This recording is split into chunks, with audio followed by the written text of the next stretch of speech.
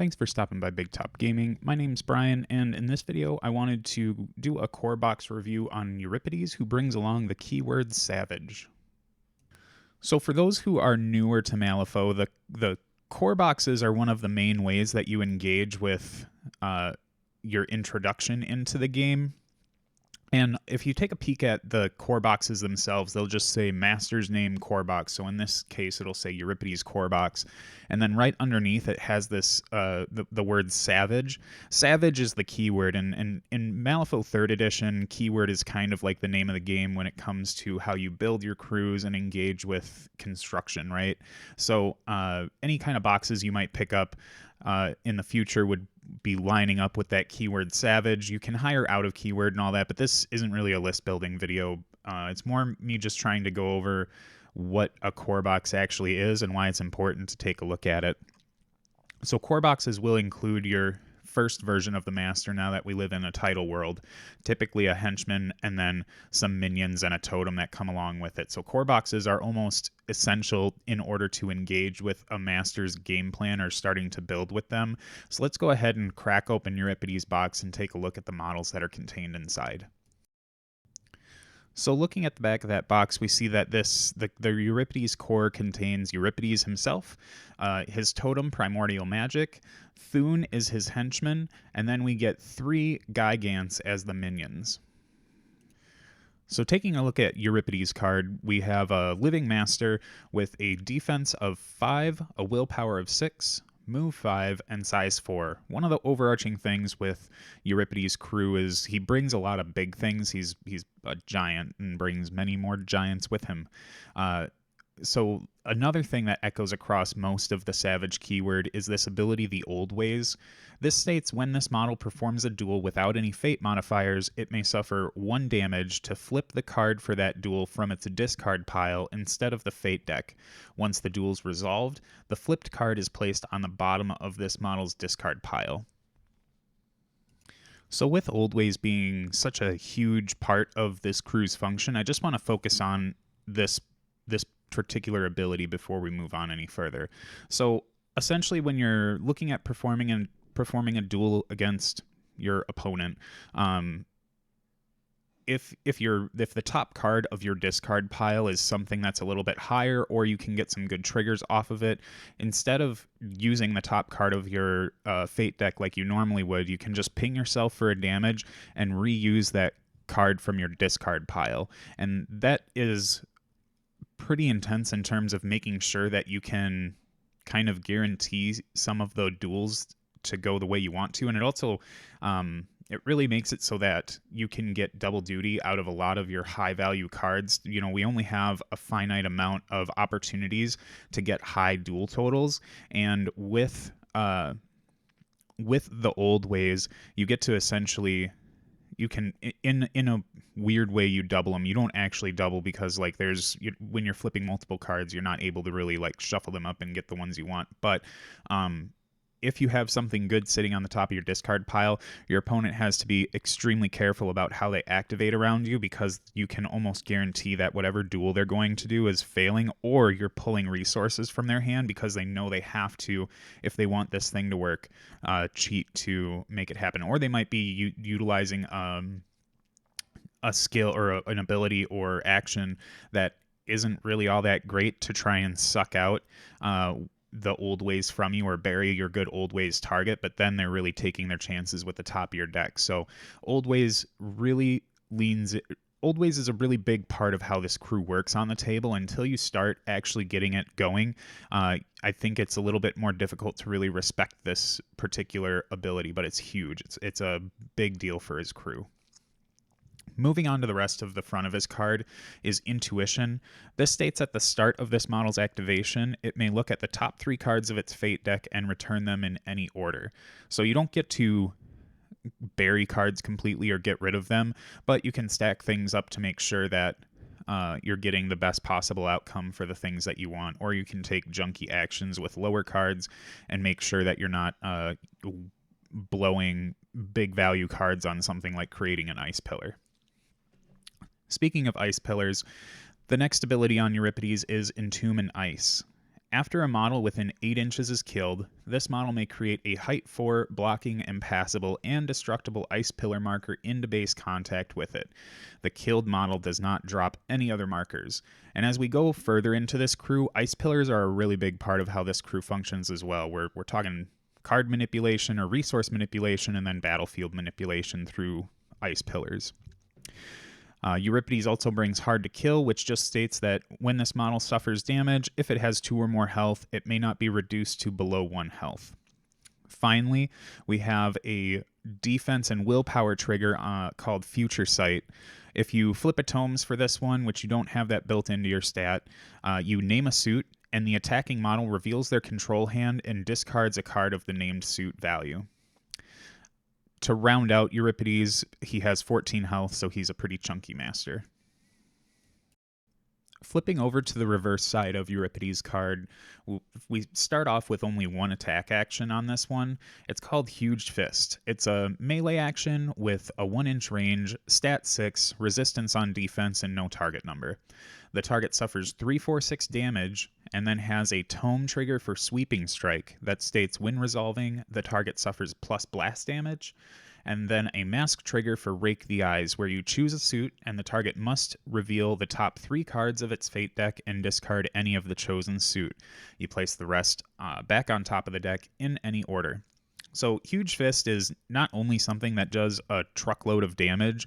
3/4/6 is nothing to sneeze at on a master that has the extra activations, but we get a lot of utility within the triggers themselves. If you need to start clearing out models because Euripides is throwing a lot of damage but isn't really controlling crowds all that much outside of kind of manipulating the battlefield with the ice pillars, you can start utilizing that tome trigger to use blast damage to start getting damage in different places or spreading the damage out. And then Rake the Eyes is just another way of really limiting your opponent's access to resources. If you think about somebody who might bring a crew that has a lot of critical strike and they're really hungry for all of those rams that they flip from their deck, using Rake the Eyes to choose the rams suit to get rid of all of those on the top 3, you might not hit rams, and that's just a risk you take at least, but you get to see those top 3 cards and then can try and plan out how your duels are going to go from there, or your opponent at least knows that they're either going to fail or succeed certain things, so you can kind of plan for the future. Euripides really does have this kind of flavor baked in where he can see the future a bit. So Rake the Eyes trigger is something that I definitely utilize quite a bit when it comes to attacking with Euripides. Moving on to the tactical actions, we have 3 of them with Euripides, the first of which is Rune Etched Ice. It's a range 8, stat 6 with a built-in tome, and then the target number is 12 with a tome. You create a height 4, blocking, destructible, impassable ice pillar marker anywhere within range. Then other models within 2 of 1 or more ice pillars created this way must pass a target number 14 move duel or suffer 2 damage. There is a double tome trigger on this one called Frozen Domain. When resolving, you create an ice pillar marker anywhere within range. Then there's a mask trigger called Blown Back, where you push models damaged by this action 3 inches away from this marker. So again, ice pillars, as we go through the other models that are in this faction, or in this keyword, we'll start to recognize how important some of these ice pillars are. Even on Euripides' card itself, we've got more to uncover here. But being able to create double ice pillars with just needing a 6 of tomes or stoning with a 6 is pretty easy to do, and you can clutter the battlefield up quite a bit with ice pillars to kind of limit your opponent's movement, shut off certain areas of access for them with models that might not have an easy time getting around them. And it can't be understated that a target 14 move duel to take 2 damage is pretty intense. That there are not a lot of models that just are super happy to see that kind of thing happen. Even if you're throwing this up against a rider, they still need a 7 to make this work. So I think that Rune Etched Ice is just one of the actions that you'll be taking quite often in the early parts of the game with Euripides. And if you need to try and get some damage through, you can definitely see it continuing into the later part of the turns. Next up, we have Glacial Shove. This is a 2-inch range action with a stat 6 and a target number 10, so target number is pretty low on this one with no required suits. and you target an ice pillar. You push it 10 inches in any direction, and if the push is interrupted, other models within 1 inch of the marker must pass a target number X move duel where X is equal to the action's final duel total or suffer 2 damage. It does have the blown back trigger again, where once you when you damage a model by the action, you can push them 3 inches away from the marker. So Glacial Shove, it helps you kind of utilize those ice pillars that you've been putting on the table or get them out of position. Like, you don't want to spend any actions kind of breaking your own ice pillars because you might get chunked up on them, because there are a lot of 50 millimeter bases in this faction.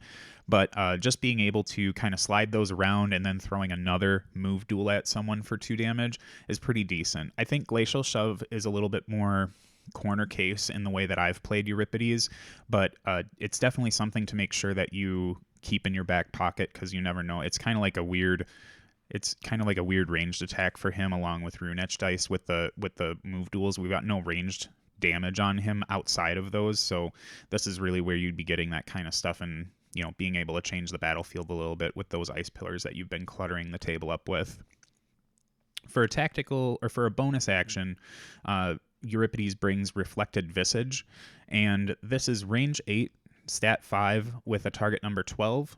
You target an ice pillar marker within range, and then enemy models within 2 of the marker must pass a target number 14 willpower duel or gain distracted +1. So distracted's a fun ability, or a fun condition to put on people, but the real big thing that I like here is Shattering Surprise. So on a ram trigger, this is the only ram trigger he has on his card, you can place this model into base contact with the target and then remove the target. So being able to throw out Distracted with a failed willpower duel, and if you get this ram, this is something that I would typically stone for when I really need it to happen. I think some people, when they look at Euripides, they think of him as something that's a little more chunky, harder to move around the table because he's so big, but Shattering Surprise does such a huge amount of I'm getting chunked up on it, but Shattering Surprise is just a really big part of his toolkit. Being able to just kind of teleport around the table and then get to places where you need to be. Like, if Euripides is cleared out an area, which is not unlikely with his damage track, Shattering Surprise will help you get across the table so you can be more effective and stop wasting your actions trying to actually walk there at speed 5 with a 50 mil base. This lets you kind of hop around obstructions that you might not have been able to get around easily. So Shattering Surprise is just one of these things where, like, if people don't, this is definitely like the trigger that I talk to people about before I play Euripides, because if they don't know that it exists on his card, it can be really frustrating when you think that you've kind of properly kited Euripides away from the main part of your crew, and then just watch him zip zap across the table and pop out of some ice like a Kool-Aid man ready to bury their master. So Reflected Visage is an extremely good ability for him.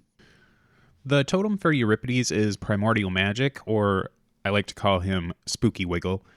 Comes in at 3 soulstone cost, 0 if Euripides is leading your crew. The defense is 4, willpower 4, move 5, and size 2.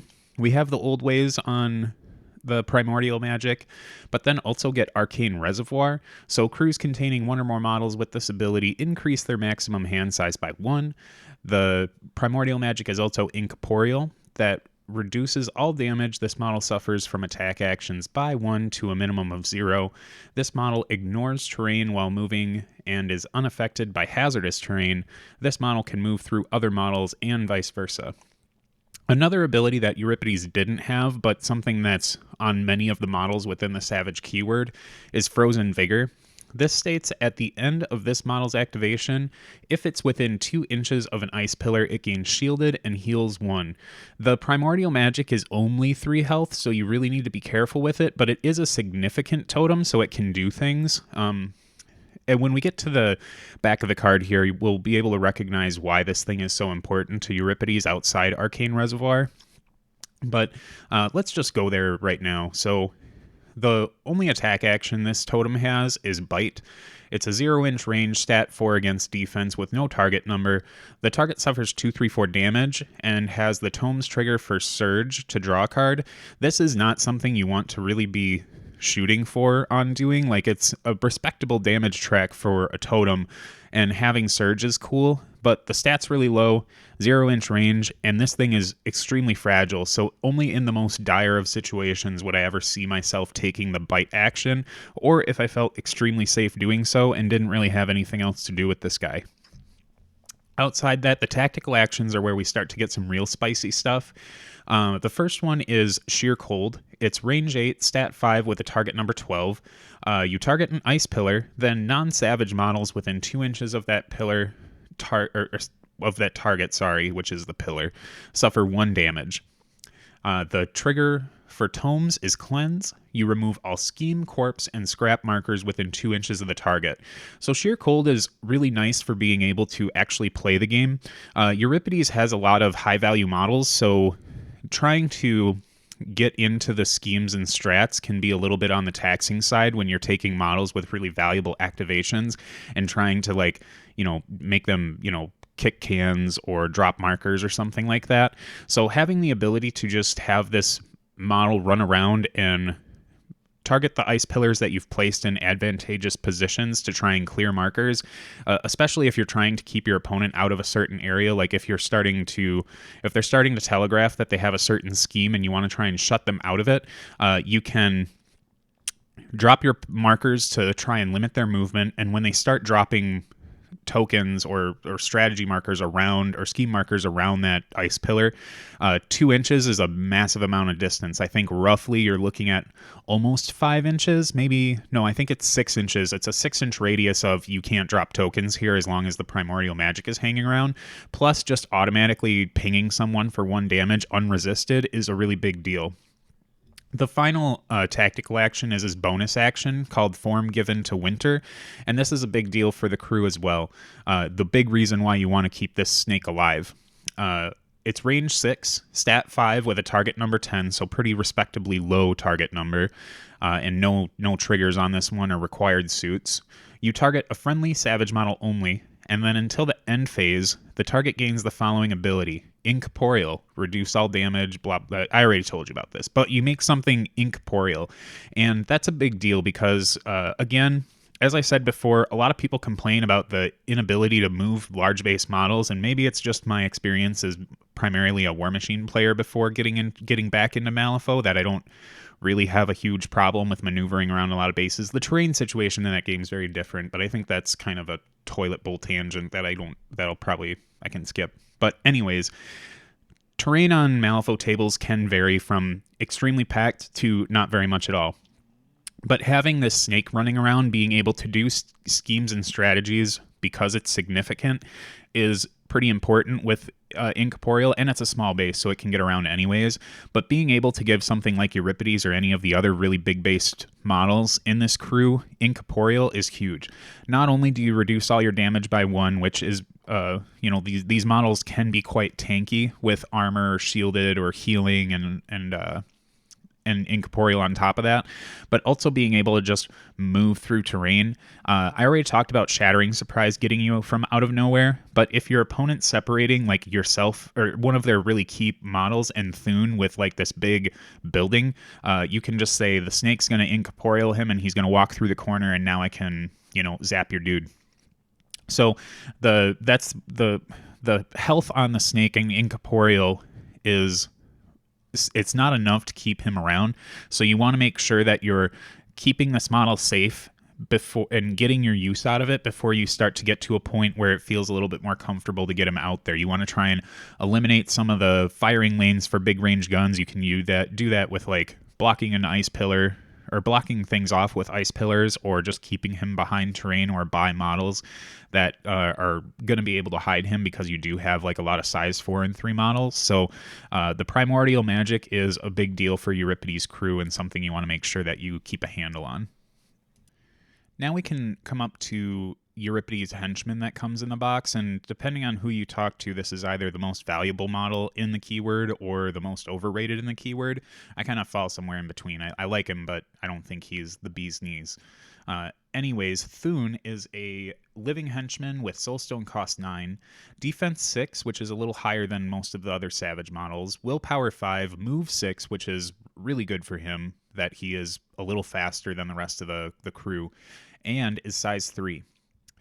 Some of the abilities here are repeated. We have the old ways making its appearance on here, another source of intuition, which is why I think some people probably value him a ton.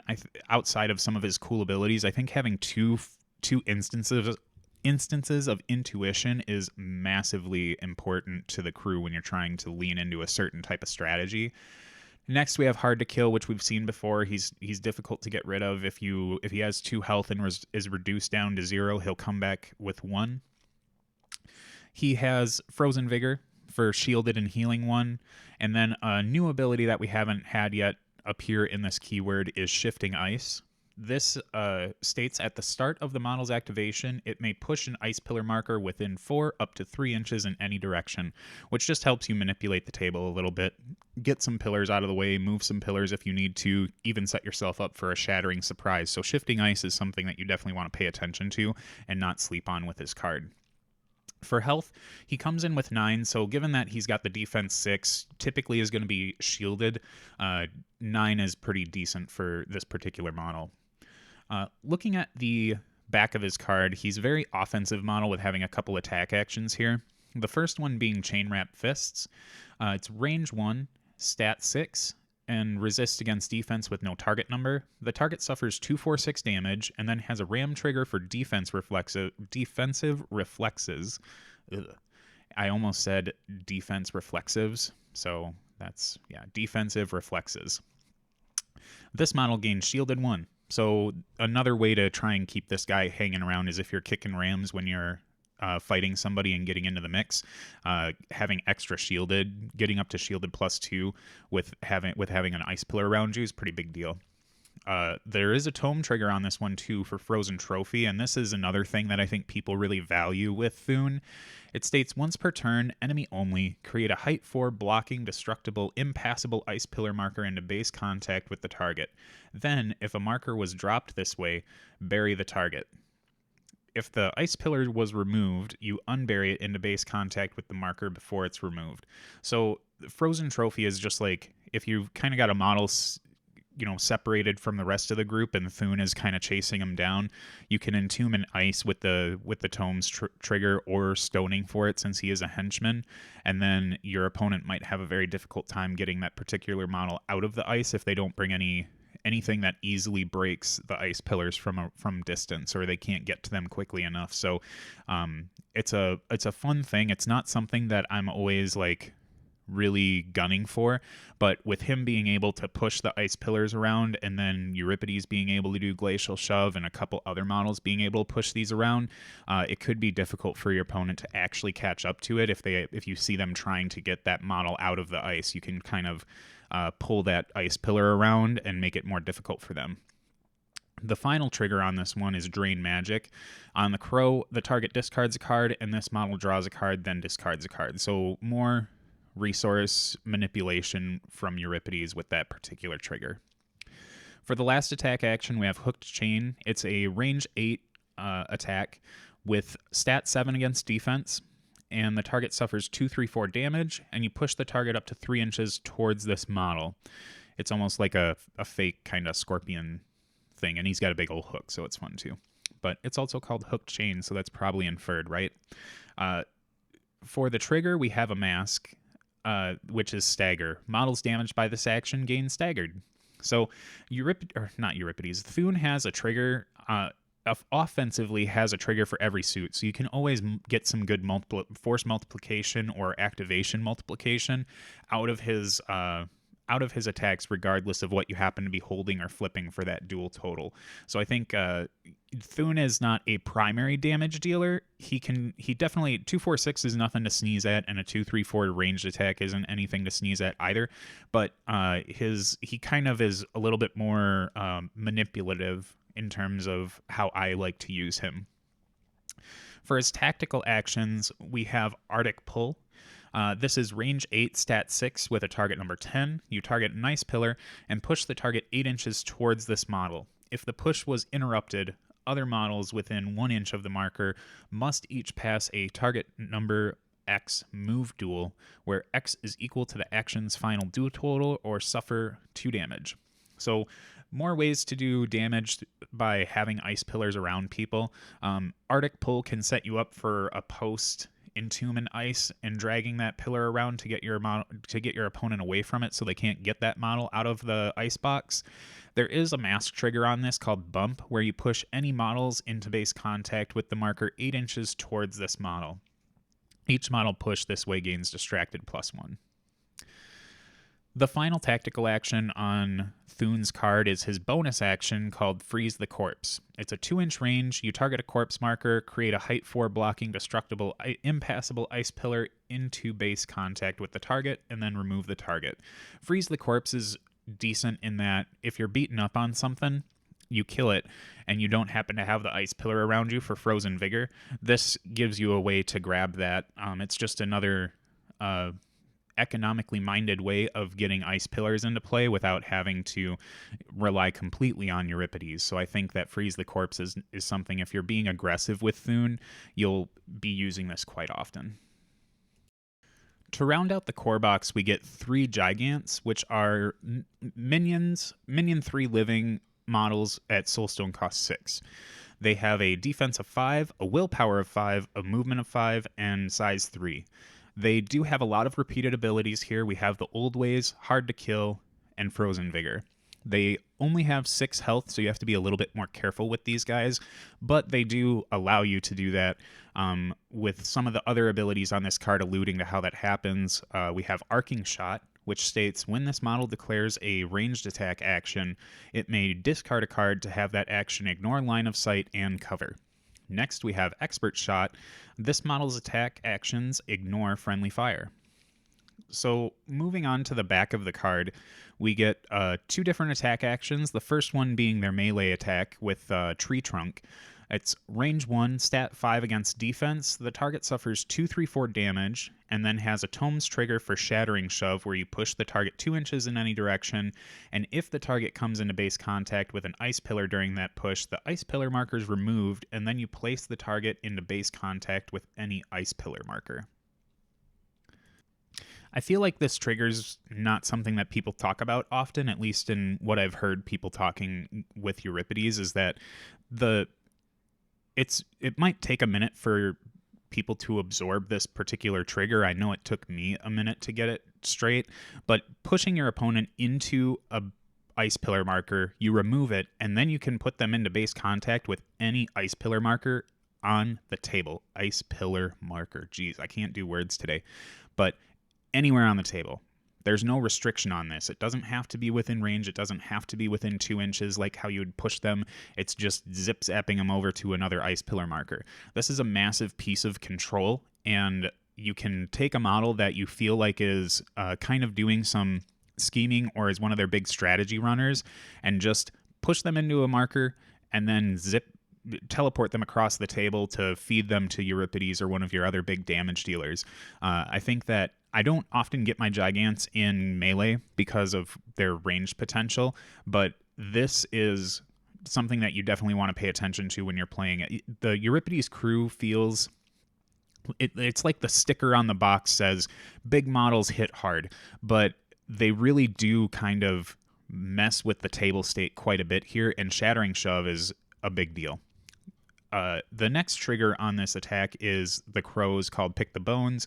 After killing this model may take the interact action after resolving its current action. This is another way that you can end up kind of playing the game because you do want your big damage dealers to do damage. Not that 2, 3, 4 is like the most amazing damage track in the universe, but it is respectable, and being able to kill something with this model and then just taking an interact action so you can either remove a marker or set your own out and actually play the game is an important thing. But Shattering Shove is something that I probably will be utilizing a little bit more unless I'm starting to really play this scenario with these particular models. Next up we have Thrown Boulder, and this is a range 8 attack with stat 6 against defense, no target number. The target suffers 2, 3 blast, 5 blast damage, and you push models damaged by this action 2 inches away from this model. There is a ram trigger for burst damage that states when resolving, the target suffers plus blast damage, and a crow trigger for stunning strike to say that the model gets stunned. This is definitely the action that I use frequently on this model, because with arcing shot, being able to pitch a card that you don't need anymore, or being able to pitch a card, this is where things get funky, right? Most people would say, oh, discard a low card, and then that way you don't have to worry about it cluttering your hand anymore, and then you can take that action ignoring line of sight and cover. But if you discard a high value card, it means you can use the old ways to use that card as your dual total, because you're ignoring cover, and then you're smashing them with that attack. And if you happen to plan for either the stunning strike or burst damage on that one, you'll have a little bit more control over the trigger that you're getting with a model that you typically wouldn't see that in. So with Thrown Boulder and the arcing fire business, this attack can get really gross when you start factoring in old ways and being able to control the dual total a little bit, or control that flip. So Thrown Boulder, I use these guys a lot more for gun platforms, or sometimes running schemes, because they can affect the table from a distance regardless of what happens to be in their way. So if you are creating a bunch of ice pillars to block off certain areas, these guys really don't care about it, because they can get a lot of use out of those ice pillars between Shattering Shove and arcing over them with the boulder. Finally, we have one tactical action on this model, and it's their bonus action called Cave Drawings. It's range 8, stat 5 with a target number 10. You target an ice pillar marker, and until the end phase, enemy models within 2 inches of the target cannot take the interact or concentrate action. So that's a decent deal for being able to play the game too. You're not really playing the game, you're stopping your opponent from playing the game. This model, I feel like I need to have at least one in every single Euripides list I play, solely because there's a lot of strategies and schemes that revolve around the middle of the table, and if you're slapping down a couple ice pillar markers in the middle of the table and then putting cave drawings on it, your opponent can do nothing to stop it. Unless they have something that, messes with your ability to do bonus actions, but it's an unopposed thing. They don't get any say. It's no duel. You just get to flip your 5, and then this happens, and then they can't do some of the things they want to do. If you're playing against Guild, they love concentrating, and anyone else loves to do. A lot of folks will play the middle of the table with interacting on strategies and schemes, and you just say no. There's another, again, 2 inches off of a 50 millimeter marker is about 6 inches, and this is just a huge middle finger to anyone who wants to play the game in the middle of the table. If people don't recognize that you have cave drawings, they definitely could set themselves up for picking strategies or picking schemes that they really have no chance of competing as long as this particular model stays alive. And it's pretty easy to keep them out of harm's way with being able to hide them behind terrain and then arcing shot over to affect the table. If that wasn't enough, there is the ram trigger on here for Shattering Surprise, which we saw on Euripides, that will place this model into base contact with that ice pillar and then remove the ice pillar. So if I often will use this to get around the table quite a bit too.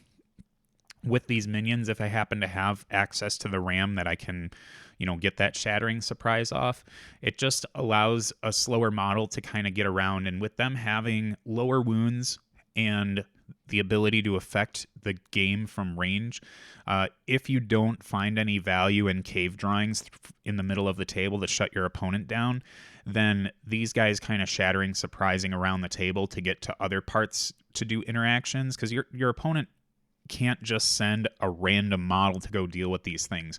They are only defense 5 with 6 wounds, but having shielded and being able to heal from Frozen Vigor makes them a little bit more difficult to deal with just some random guy who's holding down the fort in the back.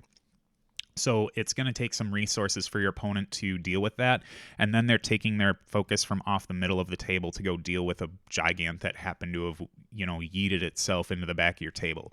So I think that Gigants are definitely, it's really good that this box comes with 3 of them, because I definitely always play with 1 in Euripides. Sometimes I'll even be playing with 2 depending on what the scheme pool is looking like here. So a fantastic model, both looks-wise and gameplay.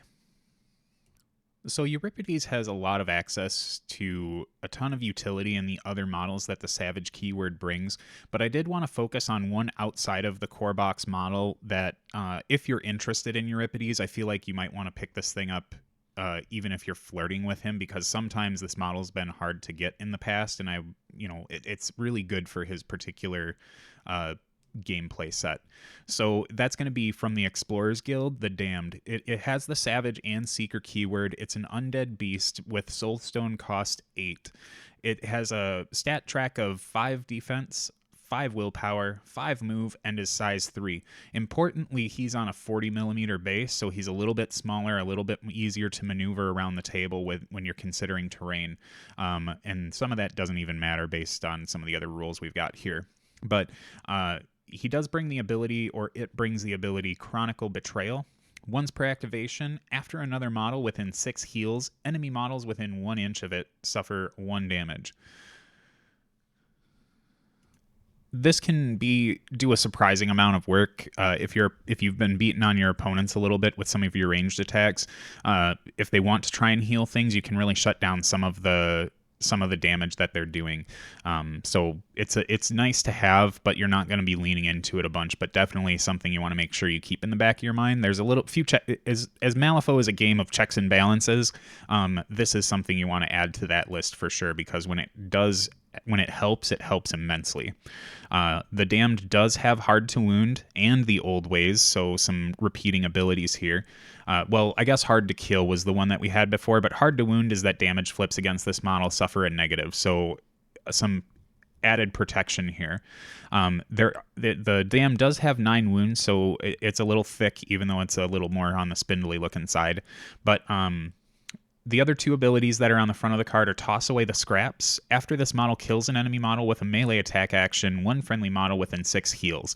And this is important to making sure that your opponent's going to have just a ton of difficulty chewing through some of this crew, because they are quite armored between Frozen Vigor and their health totals. Like, some of these models are getting up to 9 and 8 with minions, which is pretty decent. So it's going to be frustrating for them to try and cut through a lot of this, especially when we count in Cultgeists, which maybe we'll get to. I'm not sure yet though. But being able to heal something after the Damned kills another model is a really big deal.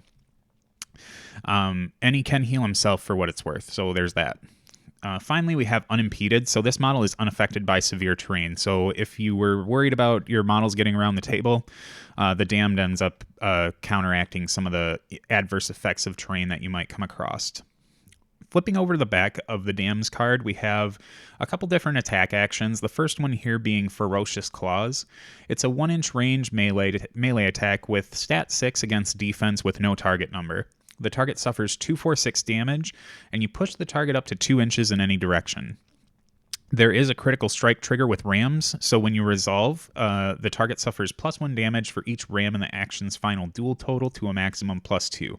So that would essentially turn this into a 3-5-7 damage track, and with the Old Ways, you can kind of plan things out pretty well to be able to make sure that you're getting something in your discard pile that will help turn this on and turn the Damned into a massive damage dealer. There's also a mask trigger on this one called Pouncing Strike. You place the model into base contact with another enemy model within 5 inches and line of sight, and then take this action again, targeting that enemy model. I just really like this one. It's another way of jumping around the table. It's almost like a pseudo-shattering surprise with this crew. So again, when folks say that Euripides is chunky and gets hung up on a lot of things in terms of moving around the table, I just don't see it happening. Especially when we look at some of the way these other models interact with the table. Being able to just jump around the table with the Damned and not care about anything is a really important part of Euripides' influential game plan of getting around the table. For the final attack action, we have Breath of Frost. It's a 6-inch range, stat 5 with a built-in tome against defense, no target number, and the target suffers 2 3-blast, 4-blast damage. Models damaged by this action gain staggered. There's a tome trigger for Frozen Earth. When resolving, instead of dropping blast markers with this action, this model may create an equal number of height 4 blocking destructible ice pillar markers into base contact with the target. So if your opponent has a particularly slippery model and is planning on trying to either get them out of harm's way by backing up, you can go ahead and block them off with a couple ice pillars if you're lucky enough to get that severe damage, or you can kind of shut off a scheme runner. So if you can take your shot, and if you get the blasts and the tomes trigger, you can block them off from trying to go other places and let some of your other models catch up, or possibly get a shattering surprise, a Euripides in there. So do not sleep on the Damned's ability to drop pillar markers, because it's not something that I think people conceptualize with the Damned when they're thinking about what he does in a Euripides crew, period, because I don't think many people take advantage of the impassable or of the ice pillar markers when he's playing in like Jedza, but I'm a little bit less familiar with how Jedza actually plays with the Damned to know that they do or do not take advantage of these pillar markers. Finally, we have the bonus action and the tactical action portion of the card. That's Leap. It's range 6, stat 4 with a built-in masks, and has a target number of 10 with masks. So you just need a 6 to get this to go off, because you already have that mask built into the target number, or into the stat. You place this model anywhere within range. So with a 40 millimeter base and a 6-inch range, you don't need to place completely within. I think roughly a 40 millimeter is an inch and a half. So you're looking at kind of zip-zapping this model from where it's at to within 7.5 inches away. And then with a melee range of 1 inch, you've got another 8.5 inch threat range before you even take a walk action. So it's pretty easy to get the Damned around the table to where you need it to be. And with the placement, you don't care about terrain at all. So another thing that helps you get around the big problem, in quotes, of Euripides being chunked up on terrain. So the Damned, I think, is a really great model for 8 soul stones. He's perfect in a Euripides crew for being able to do extra things, or do things that a Euripides might take a little bit more effort to do, like getting around the table and taking care of business in terms of killing things. But the Damned is definitely something that I have a hard time not hiring in any particular strategy with schemes that I happen to be playing. Worst case scenario, he can also get around the table like crazy and drop scheme markers. So that'll round out our discussion on Euripides. Overall, I feel like Euripides is a resource manipulation master, and even though you wouldn't think about it, or you wouldn't think it looking at him with all these big bases, and we consider large models to be a little bit slower, he does have quite a bit of table presence. He can kind of get to where he needs to, manipulates the table space, manipulates cards, whether it's your cards or your opponent's. I think those are some of the real big overarching themes within Euripides' keyword. And on top of all that, he also hits like a truck with just about every single model that he happens to bring along. So I'm playing with the idea of trying to do like title focuses, where I would just take one version, the version 1 of the master, take a quick overview of it, and then compare it to the title version, since the original versions will typically be covered in these core box review videos. So I'm looking at trying to do or test the waters on Euripides' old One Eye next, and I think my dog is flipping out because he just is like, oh, I just want to play so hard. But whatever, you can wait, Percy. So overall, I'm really enjoying talking about these reviews, and I hope you're enjoying them as well. If there's something that you'd like me to do or kind of change course with some of these videos, let me know in the comments section below. Otherwise, Euripides also, I should say, Euripides has a massive amount of versatility within the models that he can bring in his keyword. You've got Cultgeists are a huge part of his plan, and the Cyclops are amazing. Geryon are great. I like calling them Jerry's. He's got a very deep toolkit when people would just kind of look at him as a straight beater on first glance. So again, let me know in the comments section what you're thinking of these, and how you think they could be improved or changed, or which one you'd like me to do next. I'm just interested in feedback. So thanks for watching through to the end, and I look forward to making the next one of these for you soon.